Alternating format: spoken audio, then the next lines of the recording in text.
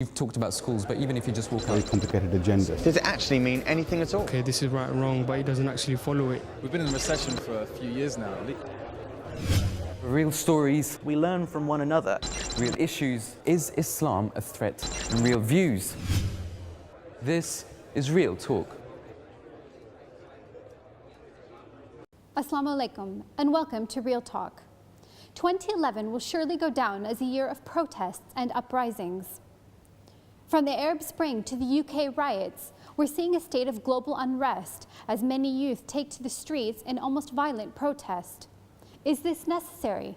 Why do youth feel that they don't have a voice in society today? And how can we create a civil society where everyone feels that their voices are heard and appreciated? I'm joined by our panel and our studio audience to talk about this issue. Let me start by introducing our panel today. First, we're joined by Shazia Bhatti, who is a lawyer here in the UK. Assalamu alaikum, jazakallah for being here today. Welcome, salam. Next, Reverend Sally Hinchner, who is from Ealing in West London. Thank you for being here today. Pleasure. Finally, we have our resident Islamic scholar, Maha Daboos. Assalamu alaikum. Wa alaikum salam. We'll come back to find out what our panel and studio audience think of the topic, but first, we went out to the streets of London to find out what the public thinks about youth and protest. Take a look at the word on the street. In the summer of 2011, these very streets saw some of the worst rioting in the history of Britain. Many of those responsible were youth, who spent 4 chaotic days looting and destroying property.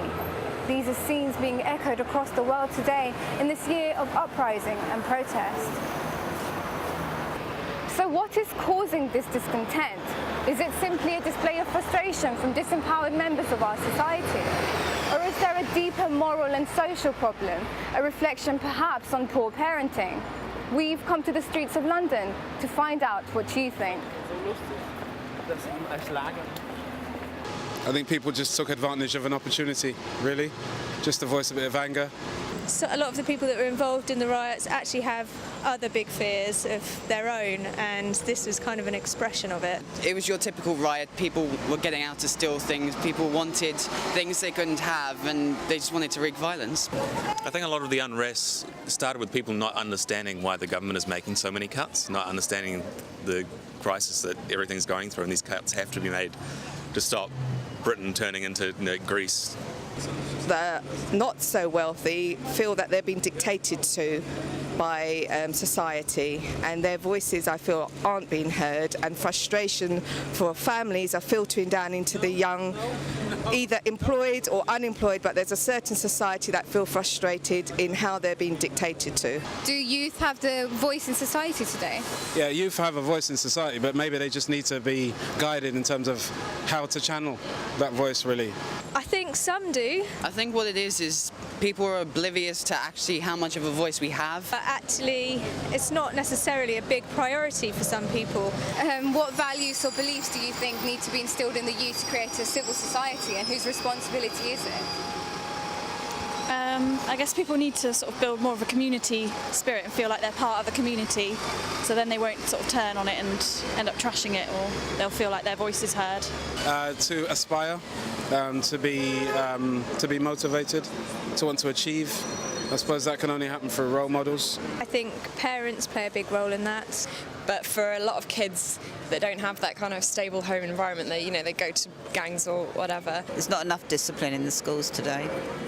Government definitely needs to take a hand in that as well, to work more closely with communities to find out how they can get closer to the people that are on the streets and actually really genuinely listen to what it is they want. So do you think it's ever right to break the law to make one's voice heard? No. Sometimes. No, I don't. Yes, I'm from Asia, I'm from Burma. In certain parts, they have to break the law. So what's a peaceful way to protest? That's a big question, isn't it?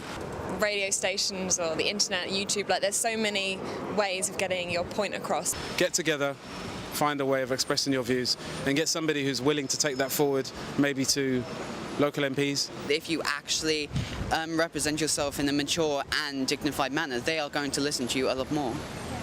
It doesn't seem to make any effect, so I can kind of understand why people might want to go down the kind of aggressive route.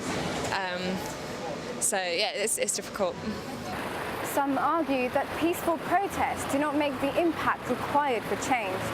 They say violence may be the only way to make the world sit up and take notice. But if our aim is to create a civil society, then how do we, as the youth of the world, voice our opinions and concerns?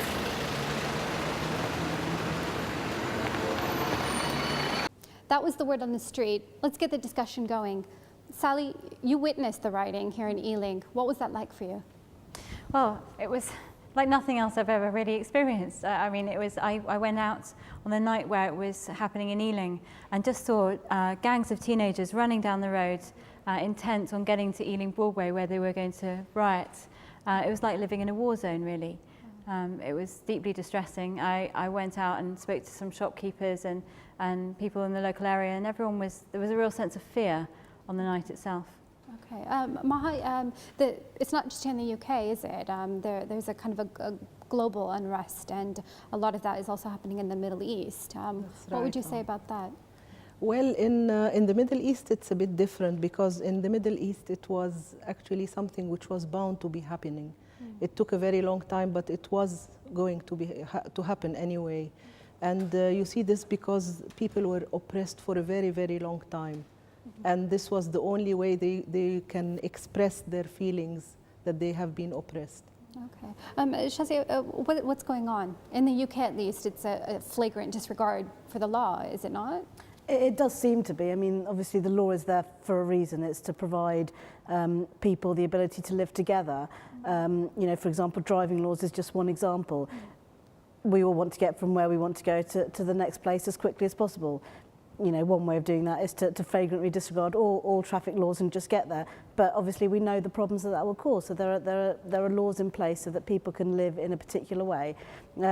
And that they can live and feel that they are living safely. And this is a disregarder of that law. Right. Let's go to the audience now. What do you think? What did you think of the rioting? What do you think of this kind of global sense of unrest that we're in right now? Yeah. Basically, I don't agree with rioting or protesting, but recently there was a protest that Ed Miliband was against, and some people, they were normal, good, middle-class people, but they said they had to protest because of government cuts, and basically they wouldn't be able to afford to keep their families. So there is an issue there as well. Okay, good. Anybody else? Yeah, let's go in the back there. I think, honestly speaking, it was really unexpected, because you see it happening in the Middle East and everything, and you expect it because the government's corrupt. But here you wouldn't think students or youth or anyone would actually think of breaking the law in such a manner. So I was really shocked when I saw that happening. Didn't expect it from such a wealthy country where people are actually well looked after. Okay. You didn't expect that they would be out rioting, or that you didn't expect them to break the law? I think I didn't expect them to be out rioting. I would have expected a more peaceful manner for them to go about it. We've been well educated in school, and we know how to handle such situations. So I was quite shocked at that. Yeah. Anybody else? Any other comments? How do you place this in kind of the global context? Yeah. So I just wanted to come back on what you said. I think it's interesting that actually preceding the riots, there were student riots, and it was actually people who were privileged and or at least who had who were effectively, well brought up. It seems to be an appealing way to make your voice known, not just for the underprivileged. Yeah, because it's not just happening here in the UK, it's happening elsewhere, and not just in the Middle East. There's a lot of protests happening in South America, in European countries over cuts and whatnot. So how can we put what's happening here in kind of the global context? It seems as though I think that some people thought, well, this is happening in different parts of the world, we can also voice our opinion here. Okay. Sally, would you agree with that? I don't understand as much as some of my colleagues here about exactly what was happening in the Arab Spring, but to me it struck me as being a very different sort of rioting. There was a very different ethos, there was very different motivations. There seemed to be, globally in a lot of places, people are just desperate. They've been oppressed and struggling in lots of different ways, whether that's in Greece or in other places around the world, and this is their way of voicing their opinions in ways that when other areas have been closed down to them. Whereas what I saw in the riots themselves was just incredible selfishness, total lack of thought about the consequences of what they were doing. They would set light to a shop without thinking about the fact there were flats above it. I mean, to me, it was just acts of extreme selfishness. Okay, Shazia, how do we learn to be law-abiding citizens? That no matter what our frustrations are, we have to abide by the law. I think we have to look at the reasons that the law exists.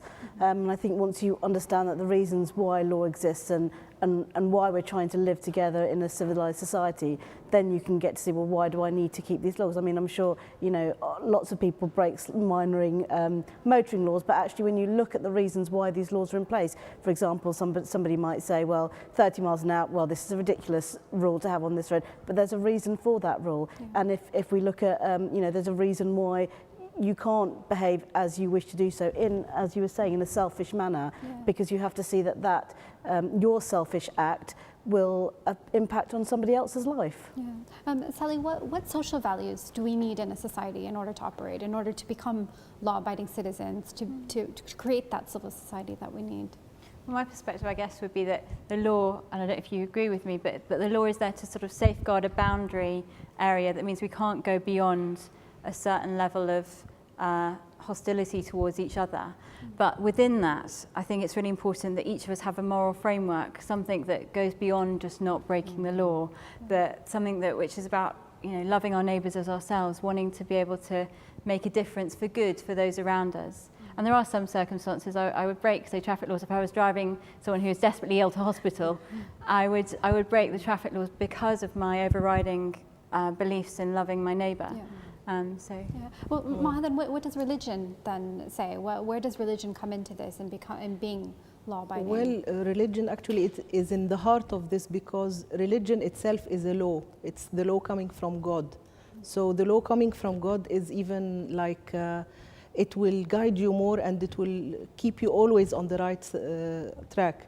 So if people, the law of the religion is all about morality and the good behavior and loving others, sympathizing, and those sort of morals which help you to have good relationships with others, and also to stop the wrongs from happening in the first place, because all those things were happening because people were protesting about something which went wrong. So if people abide by the law of God, nothing will go wrong. They will always be on the right. The rulers and the ruled, both sides will be on the right side. So in this way, this is where religion comes, and the importance of the law of the religion as well. Right. Shazia, do you think the riots tell us something about the state of some of our youth? UK Justice Secretary Ken Clarke said that the riots were an outburst of outrageous behavior, and that some of these youth are the feral underclass. They're cut off from the mainstream in anything but materialism. Do you think that's an accurate assessment of some of our youth today? I think the first bit was, I don't think it's a kind of need or want to have things immediately, and I think that's a kind of more says more about our society now, about how you want something, you go out and get it.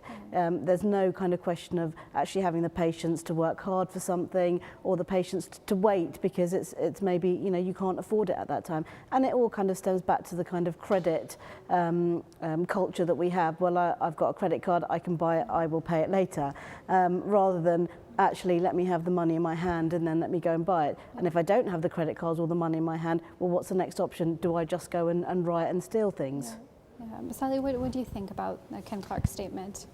Well, I agree with Shazia, I think, in a lot of that. And I think it also, I would disagree. I don't think this says something about the people in their intrinsic value. I think their acts were incredibly selfish, but I think there's a confusion among youth, I think, in the West at the moment about identity and about hopes in life. I think if our greatest hope in life is to get the latest laptop or mobile phone, I'm worried. I mean, there's greater things to hope for, there's greater things to understand our identity through. And I think it's important we help people explore that. Where do you think that confusion comes from? That's what they want in life, the latest things, rather than, you know, a stable future?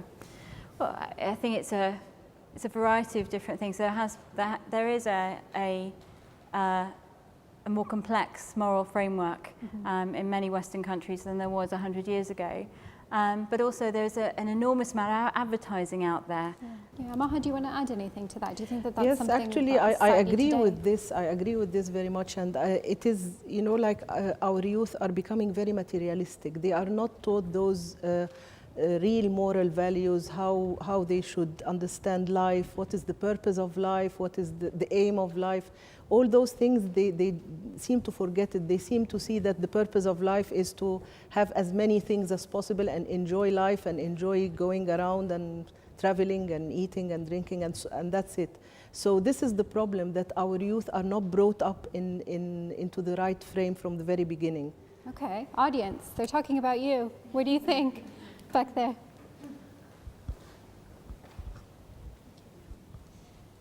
I agree with what the panel have said. I think there is a rise in sort of materialistic values and a lack of traditional values, and maybe a decline in traditional morals or ethics or values, whatever you want to say. But I do think that there were some legitimate reasons or frustrations behind the riots which we shouldn't dismiss. And whilst those legitimate reasons may have only belonged to a few people, and the majority of people may have just jumped on the bandwagon, I think it would be very dangerous to dismiss those legitimate reasons. What And do by you those, think those reasons are? well, by those, I mean that there is an increase in frustration because there are fewer opportunities out there for the youth. There's fewer sort of community even based opportunities or things that the youth can do to occupy themselves with. The increase in student fees means that the youth may feel as though their future prospects have declined. And all of this leads to sort of frustration which needs to be vented. Also, sort of any cuts, any benefit cuts or just general cuts in that councils are making, funding, if there were community initiatives which have had to be dropped. All of this has led to sort of a panic and a frustration, which I think is a legitimate concern, although I do see that a lot of people did just see it as a free ride. Yeah, other people are looting, so let's go and loot as well. Yeah. And that's also been exacerbated by the media in terms of advertising, as was mentioned, but also in terms of social networking. And it's about having a bit of common sense and using these sort of facilities or tools or whatever responsibly. We'll talk about that a bit later. We'll definitely get into that voice. Lack of gratefulness for what you have. Yeah. You know, most of those people writing, or most people in today's English society in Britain, you wouldn't say that they are, you know, one meal a day, or, you know, they don't have anything to call their own. And it's a kind of lack of gratefulness of what you have got, rather than what you want next. Yeah. What do you think, audience? Yep.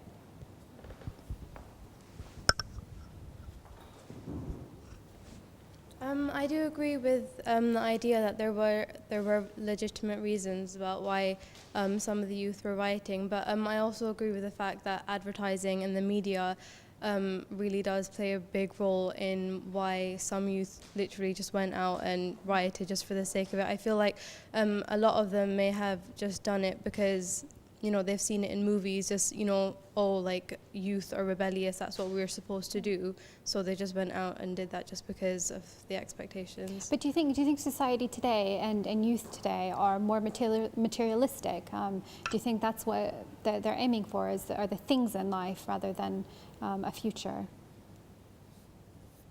Any other? Let's go back there first. Back in the corner.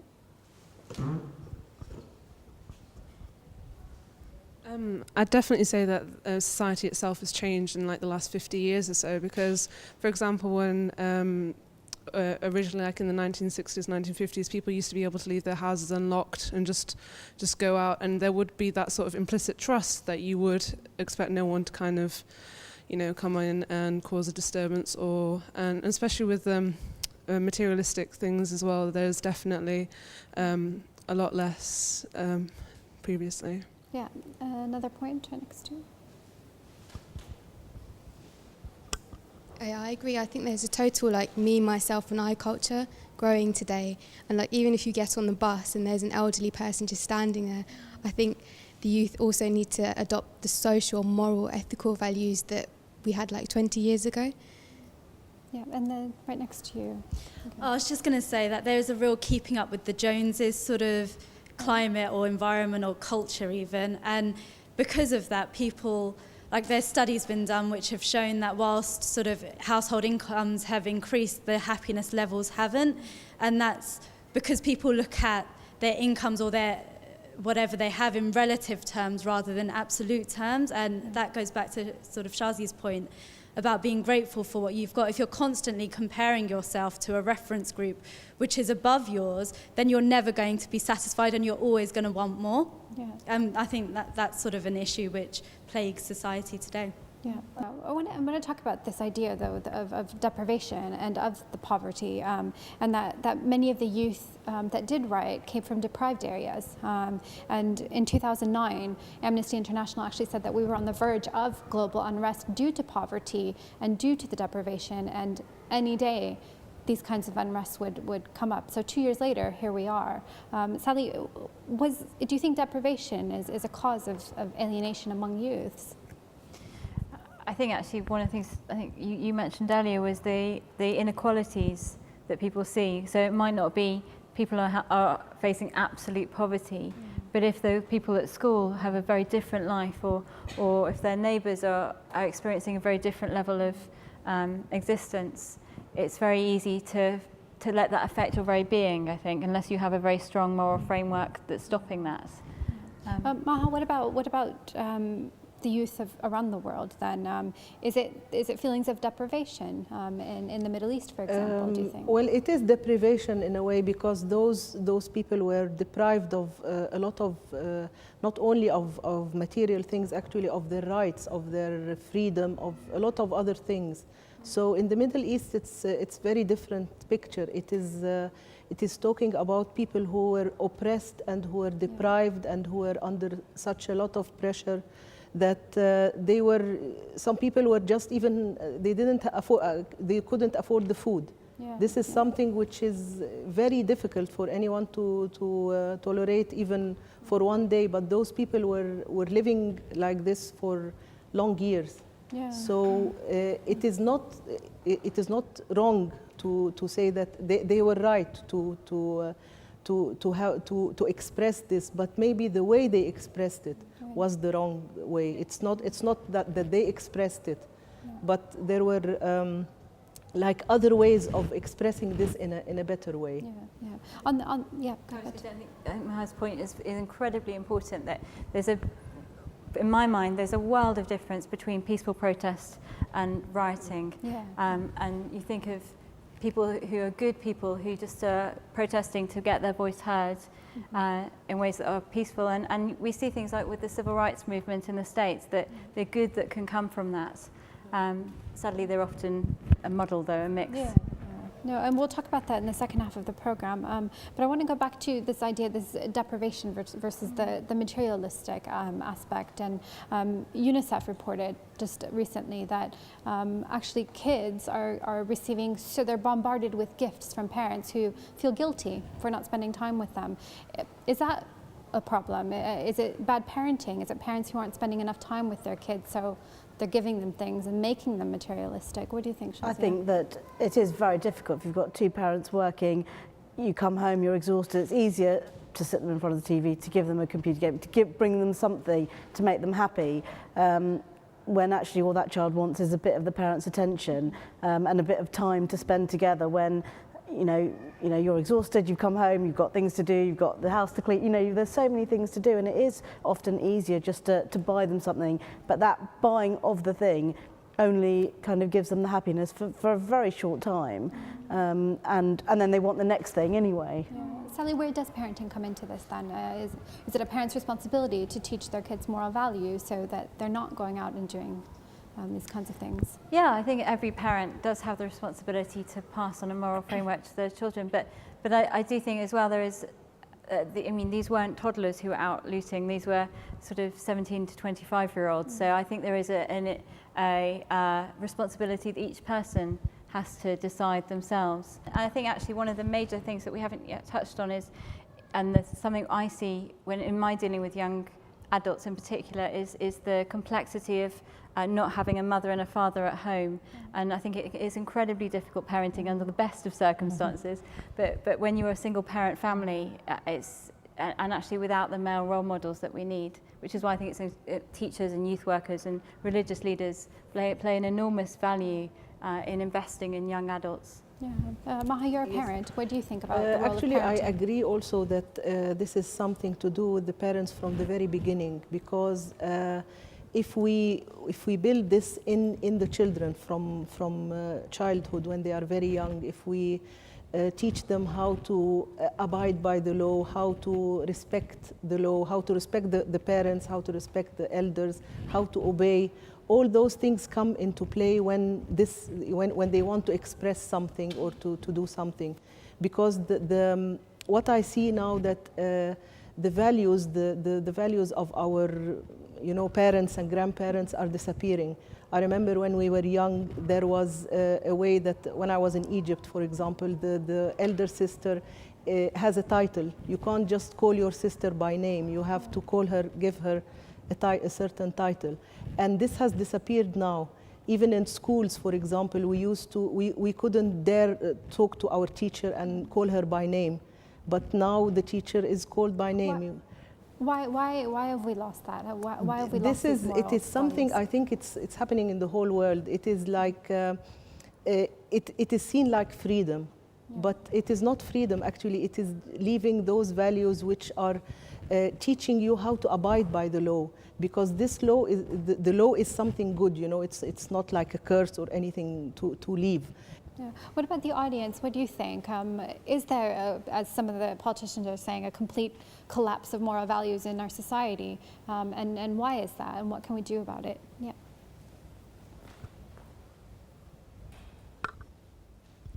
I was just going to say on the point of the role of parents, I think sometimes, I absolutely agree that parents have a responsibility to give their children a moral framework. But I think it can be quite difficult because obviously parents are or were at one stage children of some parents themselves. And I think often I see sometimes with families that I come into contact with that it's values that have been passed down over generations. Cycle. Yeah, it can be a cycle. And so I wonder whether we also as a community or as a society in a bigger kind of context, we also have a responsibility. I wonder whether we've become too kind of narrow-minded in our views of kind of ourselves as individuals or ourselves as, families. And we need to also, I think, for me, take a responsibility as a community to try and teach each other about, what the right thing to do is. And also, I wonder whether that in some ways has had a reflect on the riots, because, of course, just before the riots, we had the phone hacking scandal, which is still continuing. We had the MP's expenses scandal. And I wonder whether, again, some young people are seeing the people who are meant to be the role models in society, the politicians or, the people who are in charge of the media, they are not leading moral lives and setting a good example themselves. And so I wonder in some ways whether it's no surprise that young people think they can take the law into their own hands and do their own thing themselves. Yeah, that's a fantastic point. We'll talk a bit more about that in the next half. Are there any other comments about this collapse of moral values in our society? What do we do? Why do we have this? Yeah. Yeah, I agree with the comments made by the panel and by the audience about that. The social framework and the community actually playing a part of it as well. But also the fact that I think it is that parents need to be able to bring up their children with that moral framework and to have a conscience, so that even if they see other people doing something wrong, that they need to recognise that is something wrong, that they need to be able to realise, even if they're being watched or not being watched by people that they recognise, that they do still need to actually act morally and in order to make the society better as a whole. Great. That's a fantastic point. We are going to have to start wrapping up this part of our program. We'll be back after the break to talk more about protest and its role in society and what religion says about protesting. Join me after the break.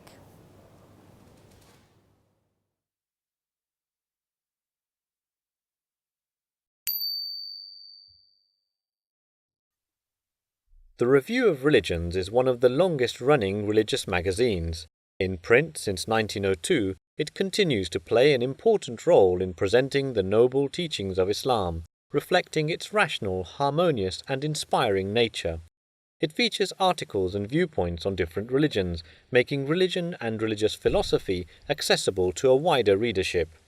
The Review of Religions was founded by Hazrat Mirza Ghulam Ahmad, peace be upon him, who claimed on the basis of divine revelation that he was the promised Messiah and Mahdi, whose advent had been foretold by the Holy Prophet of Islam, peace and blessings of Allah be upon him, and by the scriptures of other faiths.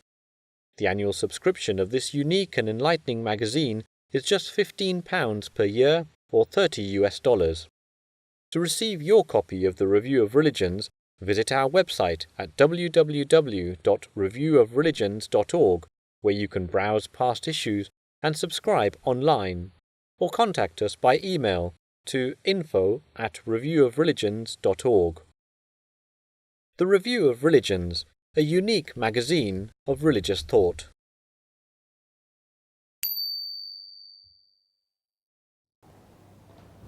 Welcome back to Real Talk. Today we've been talking about the state of our youth and protesting. I want to come right back to the panel now and talk about this idea of protest. Sally, some people say that peaceful protest doesn't actually accomplish anything. 1 million people went out into the streets to protest against the Iraq War, and it still happened. Is this the only way? I think there is a need to identify what we're protesting against. Are we protesting against injustice? Are we protesting against certain people? Are we protesting against ourselves? What is going on there? And I think I'm inspired by people like Gandhi and Martin Luther King in their longevity, their endurance within the peaceful protest movement. I think when we slip into violence, we maybe join the system we're fighting. We join the oppressive people, and I think we lose part of our freedom, we lose our human rights because we have lost part of who we are when we are having to impose our views on other people through violence. Right. Shazia, what do you think the role of government is in listening to youth today? The youth have to feel they're being listened to. And it's not a question of changing things because somebody says so, but it's a question of kind of understanding what the issues are. And, you know, if governments stand up and say, yes, we understand what you're protesting, this is the reason we're doing this. For example, the cuts, etc. You know, if people can understand what the cuts are and why they are there, then they're more likely to actually understand that maybe this is something they have to accept. Whereas if they don't understand why things are being done and all they see is youth centres being cut and, you know, tuition fees going up, and they don't understand the reasons behind it, that's when they get the sense of dissatisfaction against the government, against the people that are ruling them. Yeah, I think that's a good point, but it comes back to something that somebody in the audience said, though, that actually youth don't understand why it's happening because of the leaders, because the leaders, in essence, they say, stole from the public when you talk about expenses, or bankers and the banking industry responsible for the collapse. So youth don't understand. We don't understand. It should be so that what do we do? There's the kind of morality of the rulers and how they behave. And, you know, if we take around the world, the corrupt rulers, so that the people in those countries don't have a meal a day, whereas the rulers have stashed their millions in foreign banks. And it's that kind of understanding between what is expected of those ruling and the ruled. Yeah. Maha, what would you say about that, especially in relation to the Middle East? And the Well, Arab Spring? in the Middle East, when you look at it, first of all, I would look at it from the Islamic point of view, because all those countries are Muslims. Yeah. And in the Holy Quran, it gives us a solution for all this scenario, actually, because from the very beginning, both parties did not do their duties. Right. So if they didn't do their duties, this is why things went wrong. It's not only the rulers who were wrong. Rulers were wrong, they oppressed, and they've done very bad things, of course. But also the people who were oppressed. First of all, why did they wait for all this long time to just say something? The Holy Quran is giving a very beautiful teaching. It says that you should obey, first you should obey Allah, should obey God, should obey the Prophet of God, and then you should obey those who are in authority. Authority here means the rulers, it means the, like at work, the manager at work, whoever is in authority should be obeyed. But before this, the verse which comes before this, it says, it talks to everyone, that everyone should fulfill their duties, should fulfill the trust, whatever trust is given, they should fulfill this, and they should give the rights to whoever has the right, and also to be just when it comes to judgment. So first, everyone should fulfill their duties, and then after that comes the obedience. So obedience of the rulers here was it was like the duty of the people. But first they had to talk to those rulers and put them right, because in the Quran also it talks about shura, which means like mutual consultation. So if someone sees something wrong, they shouldn't wait until things go very bad. They should, from the very beginning, remind those rulers, remind those who are in authority to do the right thing. And if this is done, automatically nothing will go worse. It will not reach this. And especially in a democratic country, Sally, should we be holding our leaders to some sort of moral standard, even before they're elected, even before we put them into place? I think it's important that we remember our leaders are human, and that they wouldn't necessarily have the same moral framework that we have. That's part of being in a democratic society. So, for example, there are examples of leaders in democracies who, for example, have had marital affairs and things that I wouldn't personally condone, but they've also been very good leaders of their people. They've empowered their people to live in better society. So I think there are different standards of morals that we need to be aware of. I think it is incredibly important that we hold our leaders to a point of integrity, to do the things that they've said they do when we voted for them. I think it's important that we hold them to being democratic, to listening to and representing the needs and the voices of the people they claim to represent. Shazia, what would you say to that? Do you agree? Yes, definitely. But I think in addition, as I was saying, the audience was saying, if the leaders, in the UK, the members of Parliament, are those stealing from the people, then they have to be held to account for this, and it is happening in the UK, and we can see people going to prison for doing those things, people paying back money and people going to prison in exactly the same way as benefit fraud. The money's taken back and those people are punished as well. I think it's quite important to remember as well that our leaders are not just there as political figures, but they're also moral examples in the way that pop stars and sports stars are as well, that they do have a huge responsibility in the way that they live their lives and model how to be human. But maybe that's the problem. It's the sports stars and the pop stars that people are looking up to, rather than, having a good voice is not a reason why people should look up to you, but maybe having a moral integrity is the reason why people should.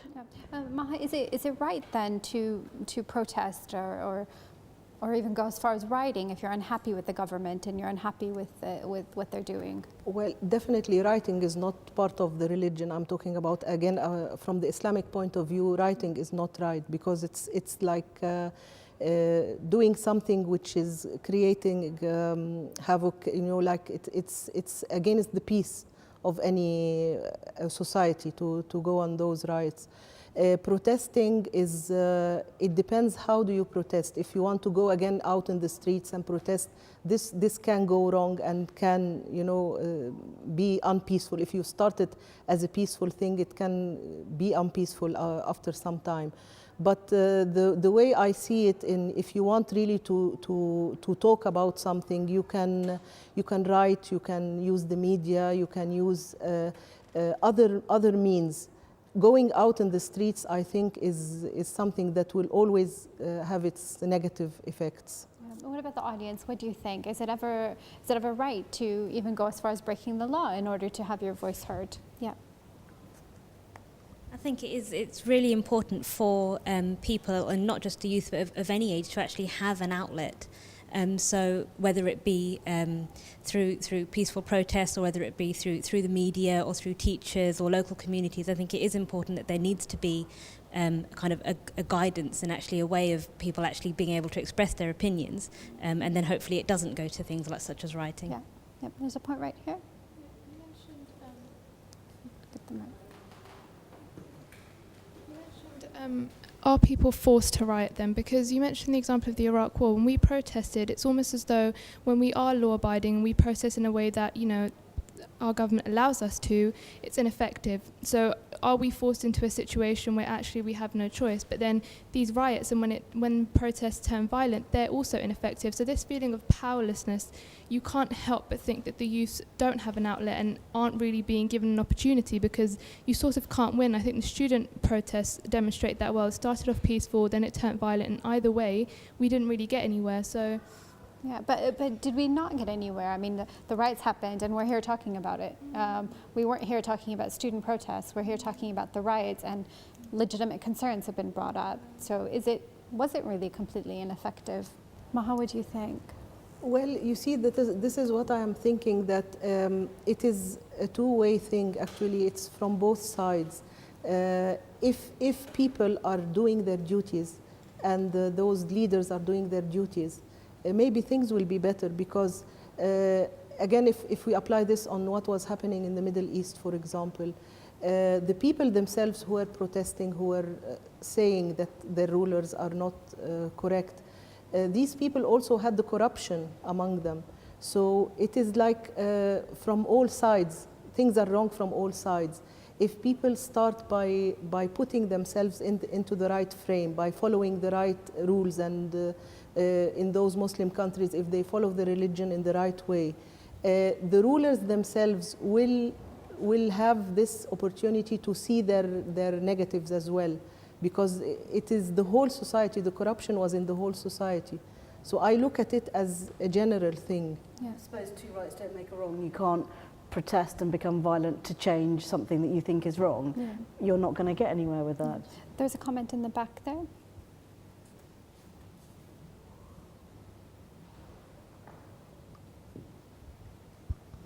I think we need to see the right to protest as an end in itself, rather than always being a means to an end. So if it is a means to an end, then that's an added advantage. But the right to protest is a right to exercise your freedom of expression and your freedom of speech. And we should value that in itself, rather than thinking, well, we protested against the increase in fees and it still went ahead, so there's no point in it. To say that would almost be to almost give up your right of freedom of expression, which I think would be quite a silly, immature kind of response to it.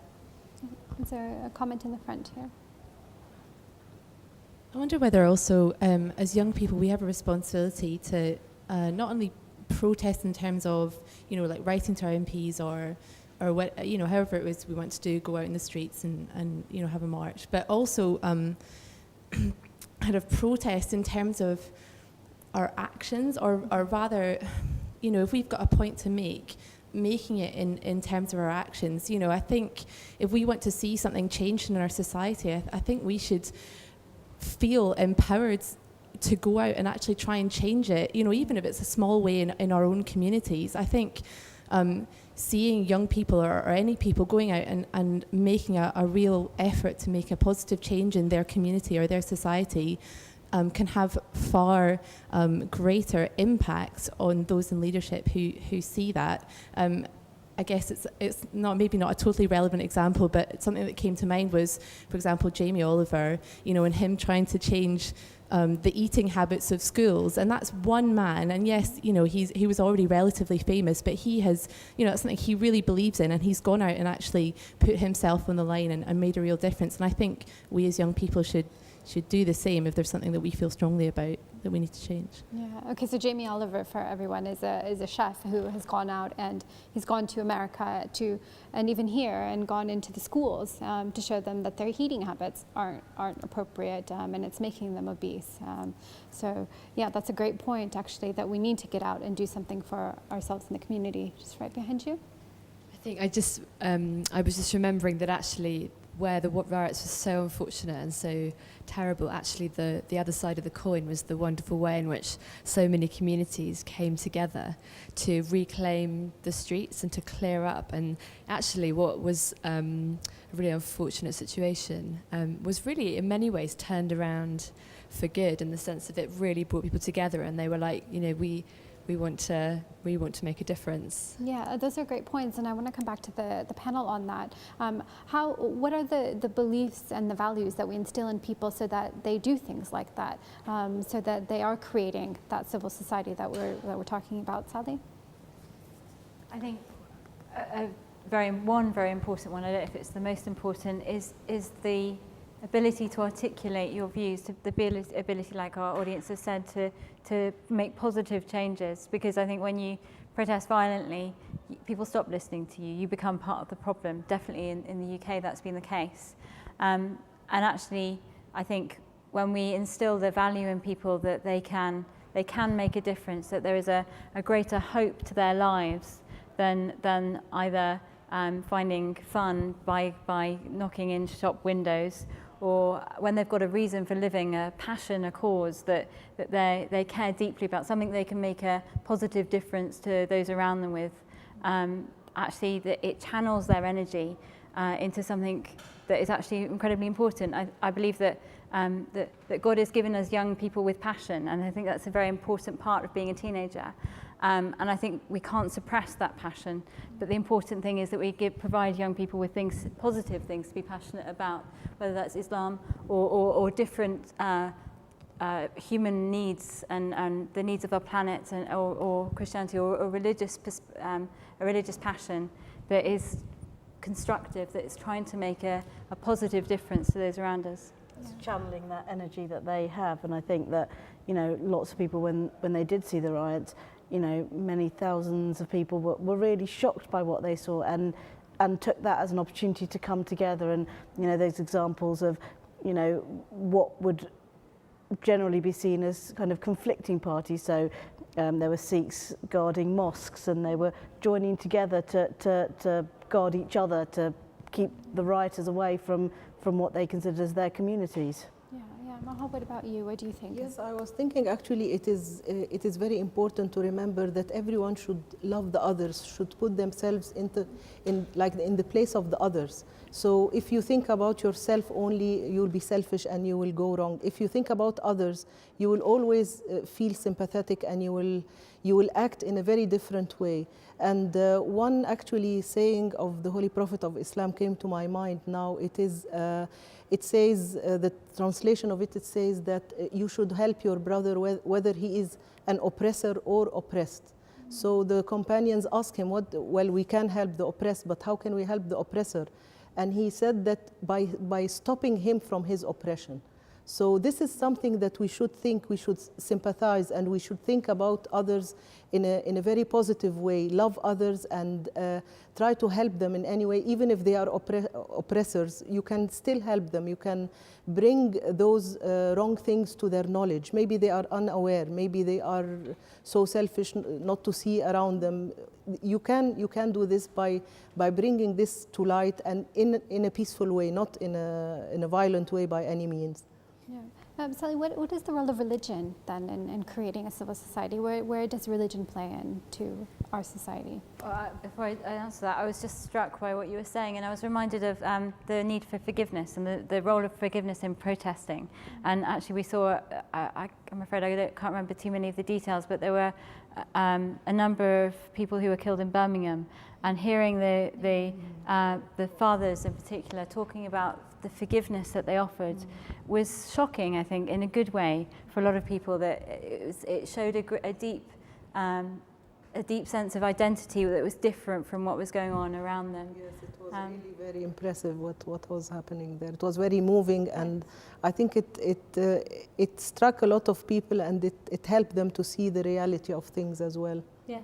And we had the similar situation in Ealing with there was a gentleman who was murdered for trying to stop some of the rioters, and we were actually holding his funeral at my church this week, and his sister has expressed a sense of forgiveness for those people who've done it, which is an incredibly courageous thing to do, and I think speaks louder than any of the so-called protesting that sort of happened in as part of the riots, the violent protesting. But I think a religion... Do you think that comes from religion as well, though? Well, actually, interestingly, it did. In these particular cases, there was the people in Birmingham were devout Muslims, and this lady in Ealing is a devout Christian. I think religion can give you power that you wouldn't otherwise have, and particularly power to be compassionate. And I think that's what we've seen. I mean, I can say this is true. From my own perspective, I find that my religion gives me an enormous amount of hope and power, even in the face of hopeless situations. I think religion is deeply important, both for individuals, but also for us as a society. I think the concerns about having RE lessons and things like that is, I think, a worry to me. I think because understanding religion, and for each person in our society to be able to understand their own perspective on religion, enables us to understand who we are and how we can relate well to those around us. Yeah, we've talked about this a bit, but Mohammed, just briefly, what does Islam say about protest? What is the teaching? Well, you can't actually, in Islam, you are not allowed to protest in the violent way we have seen. And it is amazing if we can go back to the life of the Holy Prophet of Islam, peace be upon him. He was oppressed. He was, for 13 years, he was in Mecca, and he was under such a very difficult situation, him and all his companions. And I don't want to go into the details, but it was really an unbearable situation. And at that time, he didn't protest, he didn't do anything. Actually, what he has done at the end was to leave this place and go to somewhere else where he can follow the teachings of his religion, and his companions also. They can practice their religion in a free way. So protesting is not part of the religion of Islam. It is actually against the spirit of Islam. Yeah, Sally, does Christianity say anything about protest specifically? Is there anything in the teachings about how you get your voice heard? When Christianity was invented, and in the first sort of few decades afterwards, there was no concept that we would have the sort of voice that we have today. There's no concept that there'd be countries like America, which are predominantly run by people who would say they're Christians. I mean, there wasn't the same sort of concept that we would have the same sort of impact on government. You know, we were lucky if we got away without being thrown to the lions. So I think from the writings of Christianity, it starts off by the very grassroots, knowing how to make a difference in your local community, knowing how to love your neighbour, knowing how to be a person who is a good person yourself. But I think I'm sure it does then lead you then to think about how then can I use the influence I do have with those same concepts to try and make a difference for good. Okay, I want to go to the audience now. What do you think is the way to get your voice heard? How do youth get their voice heard in society today? Yeah, right here. I do think there's many opportunities for the youth to be heard. I think I've heard of many youth MPs, and I think also for us to be able to go out and talk to the media and other MPs and actually make our voice be heard in another way other than writing. I think that's very important, because I think that will have a longer lasting effect, rather than, because obviously these riots, we'll talk about them for a month or two, but I don't think they will have a significant effect. I don't think the reason people set out to make a difference, other than those who were violent, I don't think those will be heard. So I think to go out and actually make your voice be heard in other ways is far more important than actually protesting like that. Okay. Anybody else? How do we get our voices heard out there? If protest isn't the way, then what is the way? Yeah. I think We have to think about how it's more effective. So like we could do it in a school community, kind of get attention from media, start off a campaign or something. And then once you've got the attention, then you can work your way to inspire others. I think that's a more peaceful approach where you can get the attention before you actually start putting your views across. Okay. Another comment here. I actually don't have much experience of this myself, but I wonder whether there's things like social media, for example, or YouTube. I mean, I know a lot of young people, obviously they post on social media, but they also post, blogs on the internet and videos on YouTube. And as far as I'm aware, there seem to be some instances where young people have said something and that message has struck something particular with other young people and it's got emailed round and that has spread. So I think that may be quite a hard way of doing it because obviously it's quite a saturated environment. There's lots of people trying to get their views heard, but I guess potentially that's another way for young people to make their views known. Okay. Anybody else? How do we get our voices heard in society today? Yeah. People, blogs and Twitter and YouTube and Facebook. I think during the riots, those were used in a negative way to encourage people and to get the message around and to get people out on the streets and to encourage the violence. And so maybe we should look at the fact that they are being used in a negative way and maybe on the flip side, as a response to it, make the most out of them and use them in a positive light. So we should write about it and use the media and not just let it influence. So it was used to encourage the riots, but maybe we should use it in a positive way as a response. Okay, we're going to have to start wrapping it up here, but I just want to talk about briefly, Shazia, how do we address these inequities, these inequalities that we've been talking about, and making it so that youth do feel like they have a piece of that pie in society? I think, education is obviously very important, but I think the problem obviously at the moment is that those coming up to university level feel that they don't have those opportunities that maybe they may have had some time ago, and there is no outlet for them. But it's definitely the education, the understanding of what goes on in the world, and I don't mean just university education, it's just a general knowledge of what goes in the world, because university isn't for everyone, but the kind of understanding, the interest in reading newspapers. I mean, it was clear from the riots that in one street, the one shop that wasn't touched was the Waterstones, and it just makes it clear that was just something that it wouldn't have occurred to those writing to go in and take some books. And I think that's the general knowledge about the world in general, and not just focusing on yourself as an individual. Sally, what about you? What do you think? How do we address these social inequalities, making sure that everyone is heard and everyone has the future to look forward to? I think this is actually an amazing example of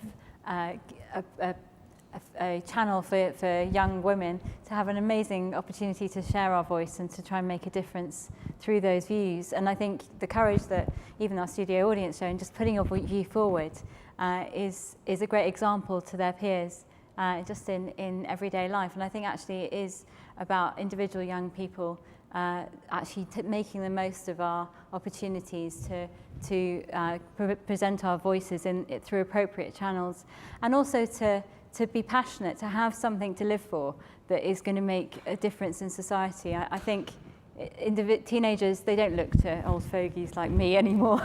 They tend to look to their peers, and I think that's where passionate young people and religious young people in particular have a real something to give to their peers at school and to their colleagues at work. Okay. Maha, what do you think? How do we address social inequalities? Well, there is a lot in life, it's not only about education and having money. There are so many other things which you can make use of in life. And as actually also was said now, that we have a lot of opportunities. You don't have to go to university to get the education. I myself, I remember whatever I was taught in university is a very small portion of my knowledge, which has come after that from reading. And you have now the internet, you have libraries, you have so many opportunities. So think about the bright side, think about the opportunities you have, not about the opportunities you don't have. That's a great point. That's a really good point. That is all the time that we have for today. I want to thank our studio audience and our panel for joining us. This has been a fantastic discussion. Also to our viewers at home, Jazakallah for watching today. You remember you can take part in the discussion by emailing us. Our website is at the bottom of the screen. It's www.mta.tv/realtalk. Jazakallah. Assalamu alaikum.